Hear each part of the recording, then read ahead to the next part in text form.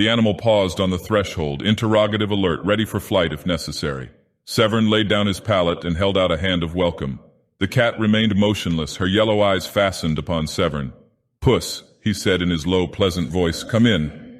The tip of her thin tail twitched uncertainly. "Come in," he said again.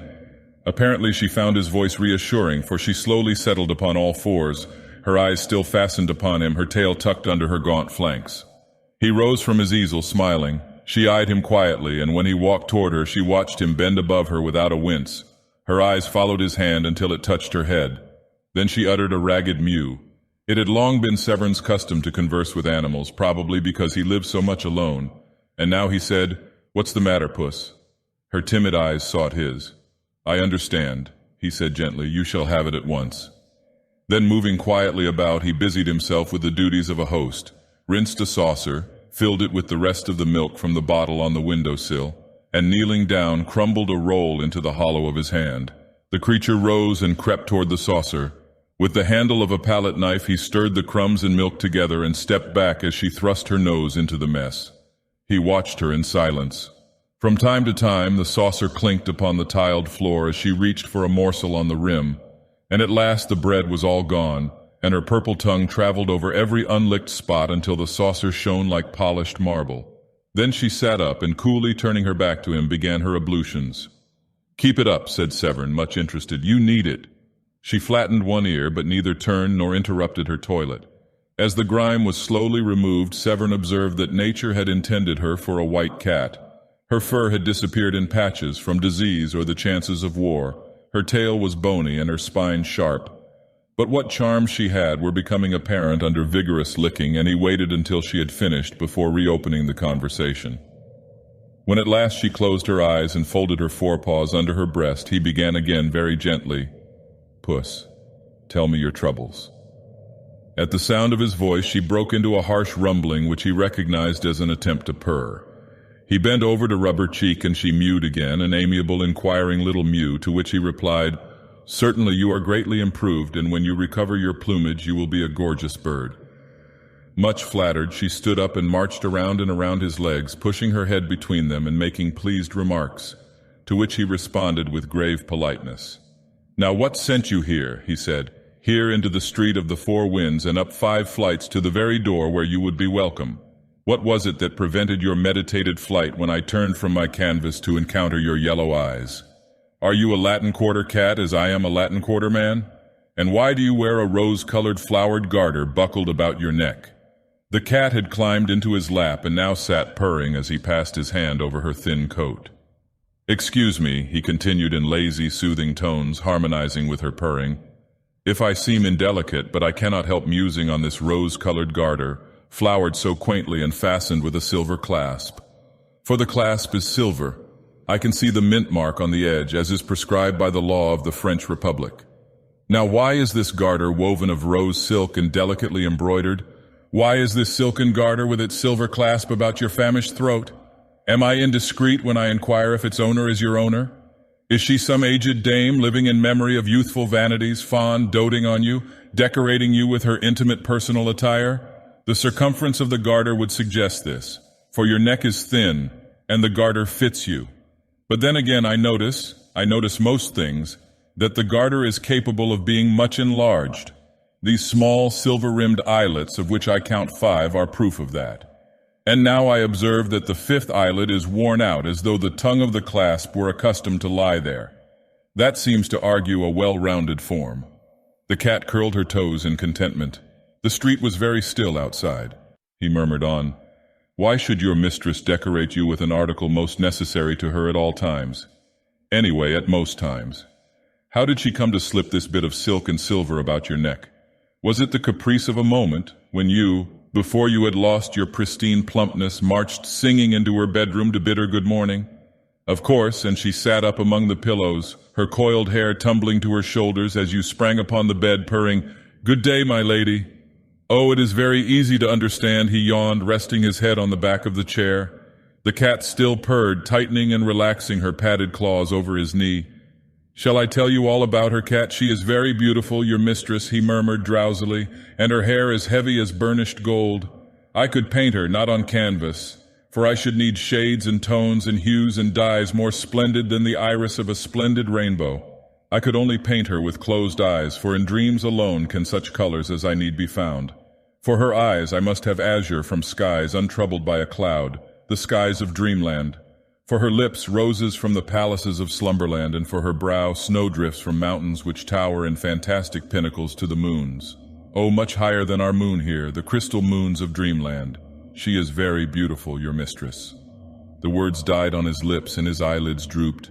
The cat too was asleep, her cheek turned up upon her wasted flank, her paws relaxed and limp.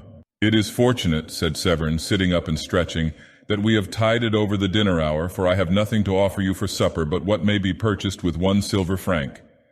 The cat on his knee rose, arched her back, yawned, and looked up at him. What shall it be? A roast chicken with salad? No? Possibly you prefer beef? Of course, and I shall try an egg and some white bread. Now for the wines. Milk for you? Good. I shall take a little water fresh from the wood. With a motion toward the bucket in the sink, he put on his hat and left the room. The cat followed to the door, and after he had closed it behind him, she settled down, smelling at the cracks, and cocking one ear at every creak from the crazy old building. The door below opened and shut. The cat looked serious, for a moment doubtful, and her ears flattened in nervous expectation. Presently she rose with a jerk of her tail and started on a noiseless tour of the studio. She sneezed at a pot of turpentine, hastily retreating to the table, which she presently mounted, and having satisfied her curiosity concerning a roll of red modeling wax, returned to the door and sat down with her eyes on the crack over the threshold.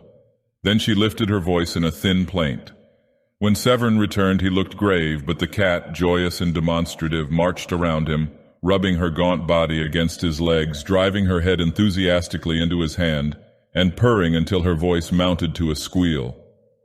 He placed a bit of meat wrapped in brown paper upon the table and with a penknife cut it into shreds. The milk he took from a bottle which had served for medicine and poured it into the saucer on the hearth.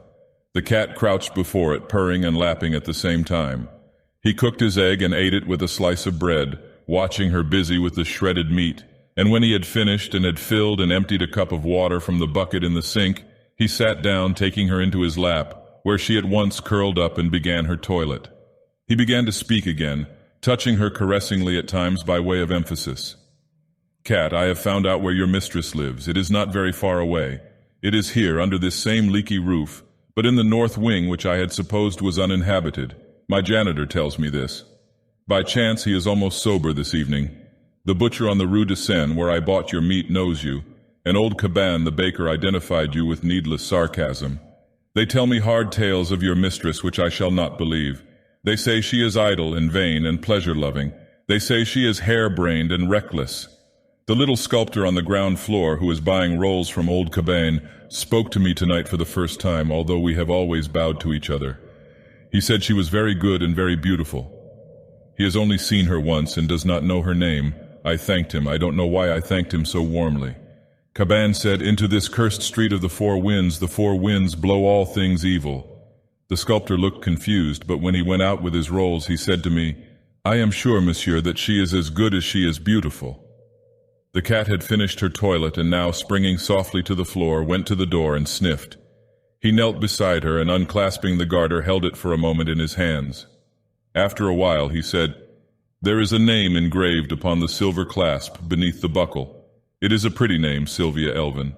Sylvia is a woman's name. Elvin is the name of a town. In Paris, in this quarter, above all in this street of the four winds, names are worn and put away as the fashions change with the seasons.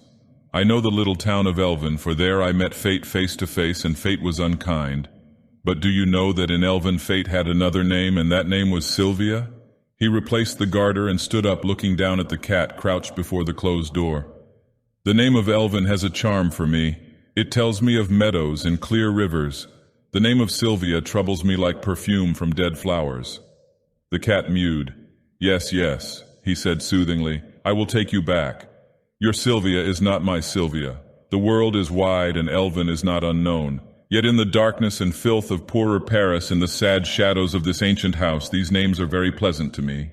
He lifted her in his arms and strode through the silent corridors to the stairs, down 5 flights and into the moonlit court, past the little sculptor's den, and then again in at the gate of the north wing and up the worm-eaten stairs he passed.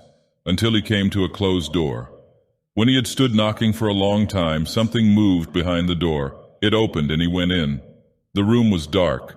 As he crossed the threshold, the cat sprang from his arms into the shadows. He listened but heard nothing. The silence was oppressive and he struck a match. At his elbow stood a table, and on the table a candle in a gilded candlestick. This he lighted, then looked around. The chamber was vast, the hangings heavy with embroidery. Over the fireplace towered a carved mantel, gray with the ashes of dead fires. In a recess by the deep-set windows stood a bed from which the bedclothes, soft and fine as lace, trailed to the polished floor. He lifted the candle above his head. A handkerchief lay at his feet. It was faintly perfumed. He turned toward the windows. In front of them was a canapé, and over it were flung pell-mell a gown of silk, a heap of lace-like garments, white and delicate as spider's meshes, long crumpled gloves, and on the floor beneath, the stockings, the little pointed shoes, and one garter of rosy silk, quaintly flowered and fitted with a silver clasp. Wondering, he stepped forward and drew the heavy curtains from the bed. For a moment the candle flared in his hand, then his eyes met two other eyes, wide open, smiling, and the candle flame flashed over hair heavy as gold. She was pale, but not as white as he. Her eyes were untroubled as a child's, but he stared, trembling from head to foot, while the candle flickered in his hand. At last he whispered, "Sylvia, it is I." Again he said, "It is I." Then, knowing that she was dead, he kissed her on the mouth, and through the long watches of the night the cat purred on his knee, tightening and relaxing her padded claws, until the sky paled above the street of the four winds.